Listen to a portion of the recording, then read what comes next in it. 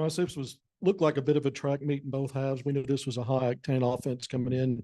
You did check their 2 point percentage, but from three, they got off and kind of kept going there for a while. What did you think about this game in both teams' offenses? Yeah, I mean, I thought in the first half, Kevin, holding them to 35 points and 36% from the field, pretty good, but then 8 threes. So it's 3-point defense. And I think if you look across tonight's game, as a coach, it would be the 12 made threes, and it would certainly be the 15 offensive rebounds, especially when you got Oklahoma on the schedule, an undefeated team, a team that's great offensive rebounding team, a team that has 3s and 4s that pound the glass with reckless abandon. I thought our transition defense in the second half, needs to be better. Thought first half transition defense was really good. But we have to play much better across the board. Everything's about progress. I thought, when you look at our rebounding, I thought Devo Davis, 9 defensive rebounds, Layden Blocker, 5 defensive rebounds, 2 real positive areas. We need our guards to defensive rebound, and those 2 guys did it. And then other guys need to do a better job. But even L. Ellis had 3 defensive rebounds in 11 minutes, or 2 defensive rebounds. So our point guard position more than held their own from a defensive rebounding standpoint. But we've got to rebound better defensively. And I thought we did a great job taking care of the basketball in the second half. The 21 assists, we built off the 17 assists that we had against Duke. Didn't really turn the ball over, only 4, turnovers in the second half. And we shot 61% from the field for the game. Thought we did a good job. Bench points, awesome. Claw, Chandler Lawson inside, 8 of 10 from the field, 3 blocks, 51 bench points, 25 from KB, 52 points in the paint. A lot of good things, but some areas defensively that we have to improve on.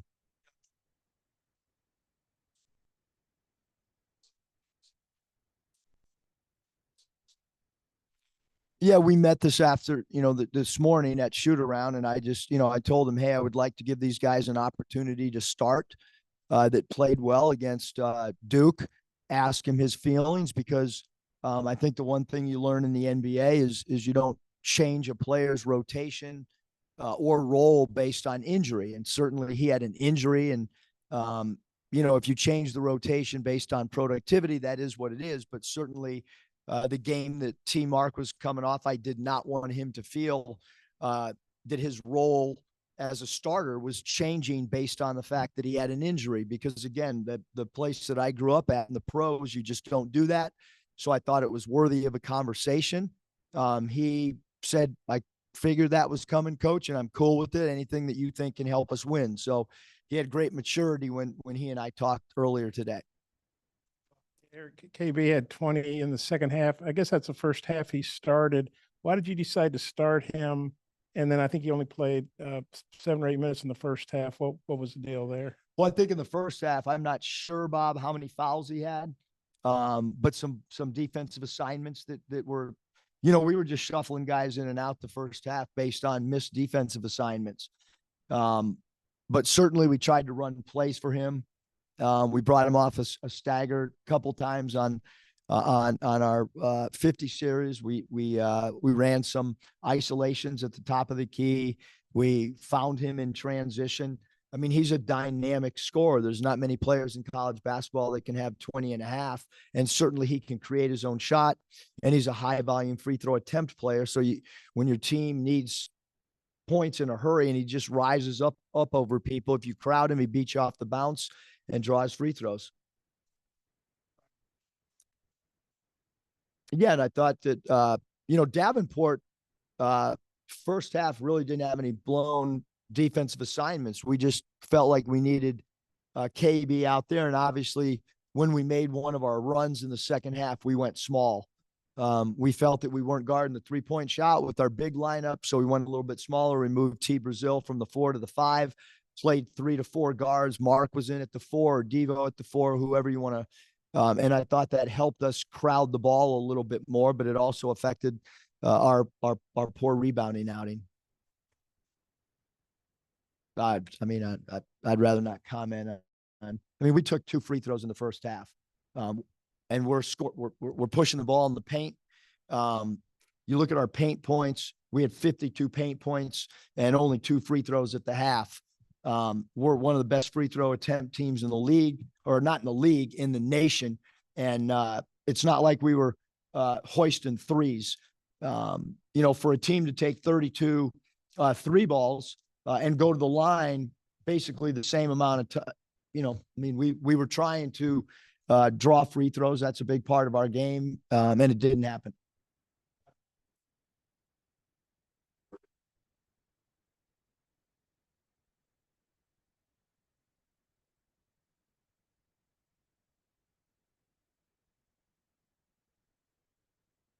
I thought he was great. Our team's been under the weather for like 3 weeks.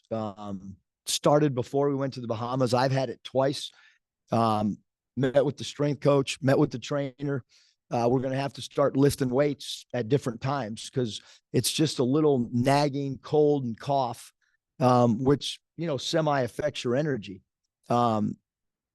And that's been going on. Like I said, it's already gone around the team, and now I have it for the second time in the last 3.5 weeks. So we got to do a better job of washing our hands and having better spacing off the floor. I thought he was phenomenal. I thought it was his best game of the year. We played him all over the place. We played him at the 1, we played him at the 2, we played him at the 3, we played him at the 4. He saved us from a rebounding standpoint without a question. His defensive rebound saved the game for us.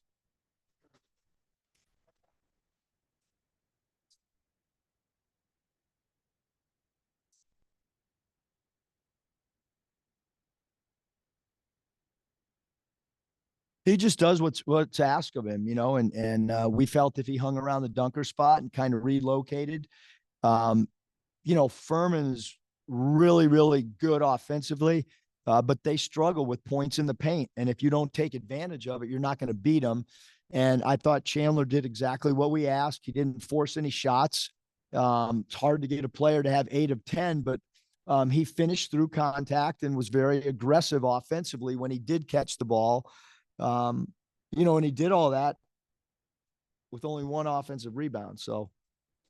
And I thought it was interesting that both Devo and KB said multiple times when they were up here, they were mentioning margin of victory, putting teams away, extending leads. Has that been an area of emphasis maybe for you guys here the last few days? Well, I think certainly when you look at some of these numbers across the, I don't even know how it works. It's like, doesn't make any sense whatsoever. But yeah, we have to start having a sense of urgency in our overall game for 40 minutes. Coach, Devo, the near triple double, but it feels like even before the past 2 games, he's been making the right plays offensively for the most part. Have you felt like maybe it was just kind of a matter of time before the rest of the team kind of followed suit? And how important is it for your senior leader like that to kind of embrace maybe not being the scoring leader and impacting the game across a variety of ways? Yeah, I think it's really important. I really do. He's distributing the ball to guys like T. Mark, and he's distributing the ball and defending. Look, we put Devo Davis on the best offensive perimeter player every single night. And that takes a load off of other people.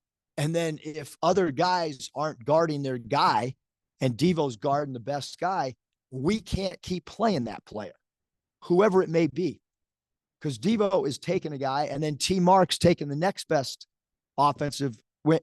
Somebody else got to guard the 3rd best perimeter player. And if you can't, we are tired of giving that opportunity when we know that those 2 guys are guarding the 1st best player and the 2nd best player.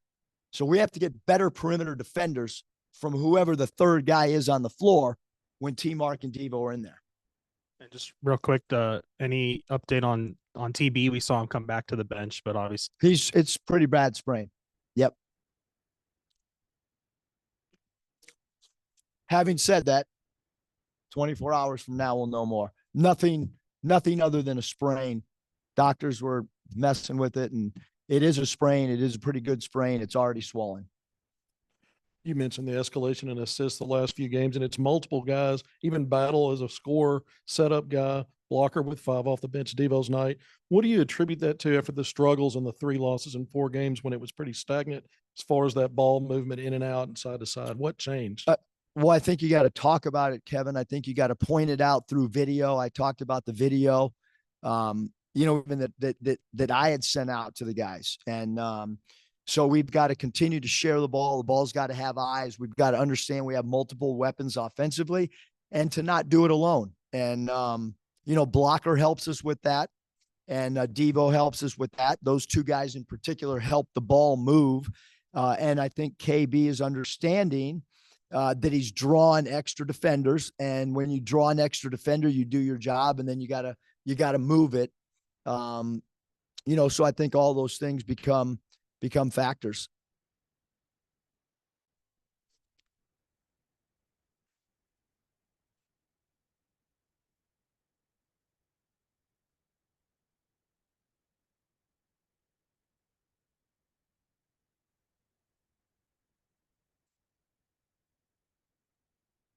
Yeah, I mean, I think that his attitude of because he tried to practice the other day and he barely could move, but he was out there. I mean, you could tell he was stiff. He was a little apprehensive, and then each day that went by, he got a little bit more active.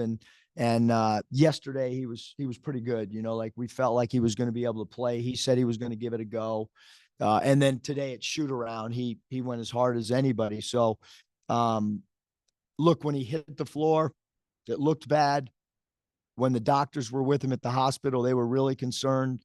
We're lucky. He's lucky because there was a lot of concern, but he, is a really tough-minded kid and wanted to play as quick as he possibly could, which was, tonight he only missed 1 game, which is, unheard of for a back, a groin, and a hip, kind of all 1 injury off 1 fall. Just a tough guy. And doing multiple rehabs and he wanted to play, I mean, some guys are really thirsty to compete, and he's certainly a student athlete that really, wants to get out there and compete, and he loves competition.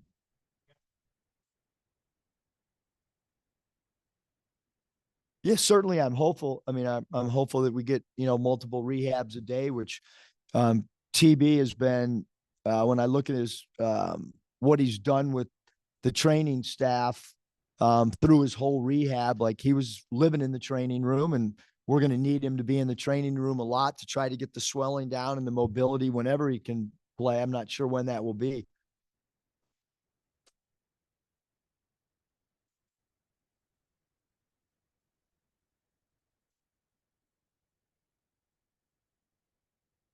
Chandler means a great deal to the team. Attitude, following the game plan, being a great teammate, being no maintenance. He's a 10 out of 10 in all those categories. And you have a player really follow a game plan, good things happen. If you deviate from the game plan, not so good things happen individually and for your unit that's on the floor with you. And we're still trying to figure out exactly who's going to follow a game plan and compete and play with their instincts. And, hopefully tonight we go back, we watch film, we get a little bit better.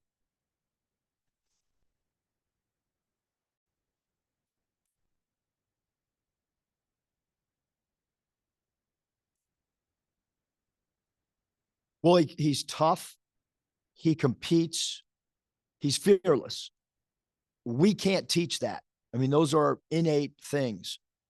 He has got to get better at converting from the foul line.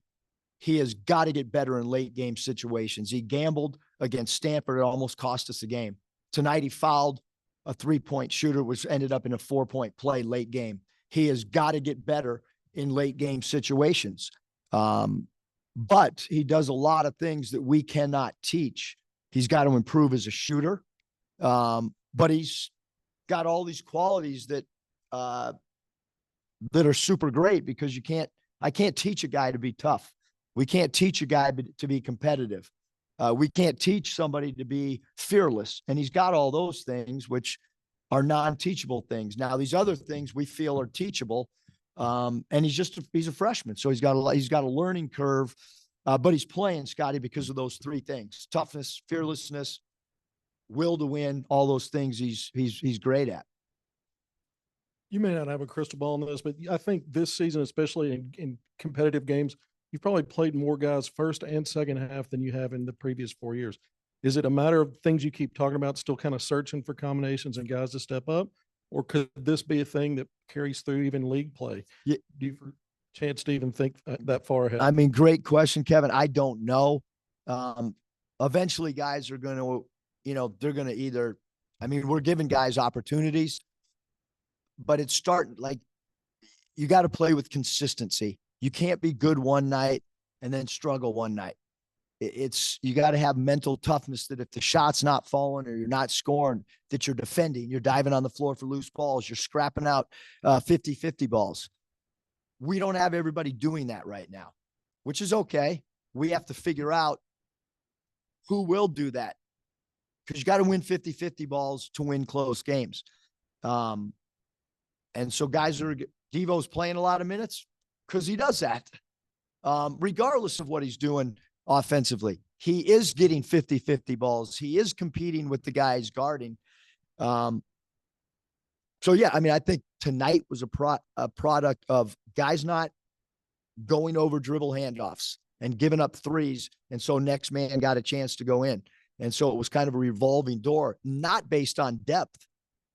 It was based on not following the game plan and giving up threes, to be honest with you. I'd love to tell you that it was all based on depth and we wanted to get a bunch of guys in, but it was several guys not doing what they were supposed to do. Hey, the other night, after the Duke game, I think it was TB&L said that Chandler's a glue guy. What does that mean to you? Yeah, a glue guy means somebody that is there for his teammates, somebody that might not show up in the box score every night, but is contributing. Somebody that's willing to set screens, somebody that's willing to put their hands up in our stab stance when their man sets a screen, and how we guard pick and roll coverages. That's a glue guy. He does a little bit of everything. He takes pride in the little things that don't show up in a box score. I don't know what those guys think a glue guy is, but that's what I think a glue guy is. Say he's low maintenance or no maintenance? No maintenance. How about that? That's good. I can't do better than that. Thanks, everybody.